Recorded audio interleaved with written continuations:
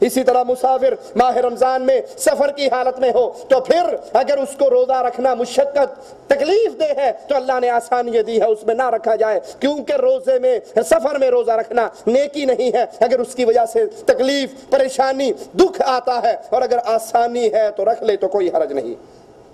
رسول اللہ صلی اللہ علیہ وسلم روزے کے ساتھ، صحابہ آپ کے ساتھ، فتح مکہ کے سال مشقت کے سبب عصر کے بعد اللہ کے نبی نے روزہ افطار کر لیا۔ ذرا سننا اس حدیث کو اور پھر سوچنا۔ ہم عمل کرنے کے لیے دلیلیں ڈھونڈتے ہیں، مولوی صاحب نے کہا ہے، پیر صاحب نے کہا ہے، شاہ جی نے کہا ہے، شیخ جی نے کہا ہے، یہاں دیکھنا کون ہے اور کیا کر رہے ہیں۔ اللہ کے نبی عصر کے بعد افطاری سے کچھ پہلے روزہ افطار کر لیتے ہیں۔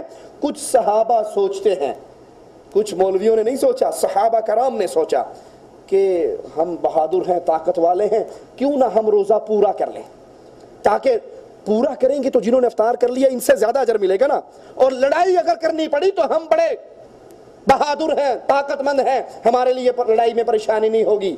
رسول اللہ صلی اللہ علیہ وسلم کو خبر دی گئی، اللہ کے پیارے حبیب کچھ لوگ ایسے ہیں، اور یہ حدیث صحیح مسلم میں ہے، کچھ لوگ ایسے ہیں جو ابھی بھی روزے کی حالت میں ہیں۔ اللہ کے نبی نے ان کو شاباش نہیں دی، بلے بلے نہیں کہا کہ ٹھیک ہے کوئی نہیں، ان کی بھی سوچ ہے، وہ بھی صحابہ کرام ہیں، بڑے عالی مقام ہے۔ فرمایا سنو، اولئک العصاة اولئک العصاة اولئک العصاة، جو محمد کی افطاری کے بعد ابھی تک افطار نہیں کر رہے، سن لو یہ نافرمان ہے، نافرمان ہے، نافرمان ہے۔ صحابی کی سوچ بھی دین نہیں، حدیث کے آنے کے بعد، اللہ کے نبی کے عمل کے آنے کے بعد تو کسی مولوی اور ملا کی سوچ کیسے دین بن سکتی ہے؟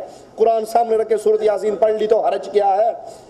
گٹلیوں پہ آیت کریمہ پڑھ لی تو حرج کیا ہے؟ ابے کا کل کروا دیا تو حرج کیا ہے؟ حرج یہ ہے، یہ سنت محمد کریم نہیں ہے، اور کسی اور کی سوچ دین نہیں بنا کرتی۔